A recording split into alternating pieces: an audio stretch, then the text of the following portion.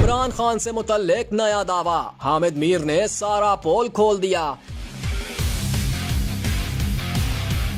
नजम सेठी की खबर ने सियासत में हलचल मचा रखी है, जिस पर मुख्तलिफ तज्जियाकार और खुद PTI के रहनुमा भी तबसरे कर चुके हैं। ऐसे में हामिद मीर ने भी इस मुलाकात से मुतल्लिक बड़ा इंकशाफ कर दिया है।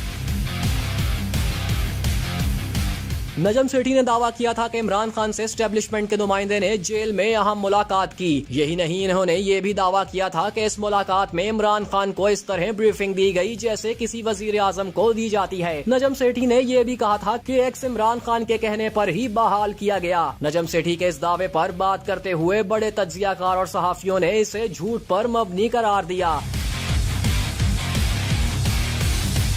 हामिद मीर से भी एक प्रोग्राम में इसी हवाले से सवाल किया गया, जिसके जवाब में इन्होंने कहा कि इमरान खान से जेल में कोई मुलाकात नहीं हुई, ये सब झूठी कहानियां हैं। हामिद मीर ने कहा कि हमारे कुछ दानिश्वर ख्याली दुनिया में रह रहे हैं, बिल्कुल उन भारतीय दानिश्वरों की तरह जिन्होंने हिंदुस्तान का कराची और लाहौर पर कब्जा करवा दिया। हमारे कुछ ख्याली दानिश्वरों ने इमरान खान और एस्टेब्लिशमेंट की जेल में मुलाकात भी करवा दी और इनकी रिहाई पर भी काम शुरू कर दिया। झूठी कहानियां कॉलमों और टॉक शोज में घड़ी गयी। इमरान खान की जेल में एस्टेब्लिशमेंट के किसी नुमाइंदे से मुलाकात नहीं हुई। हामिद मीर ने बुरखा दत्त से मुताल्लिक ये भी इंकशाफ किया कि बुरखा दत्त को सार्क कॉन्फ्रेंस में खसूसी वीजा जारी किया गया था, लेकिन इन्होंने सार्क कॉन्फ्रेंस कवर नहीं की। ये सीधा लाहौर गई, नवाज शरीफ से मुलाकात की, इनका इंटरव्यू किया और चलती बनी।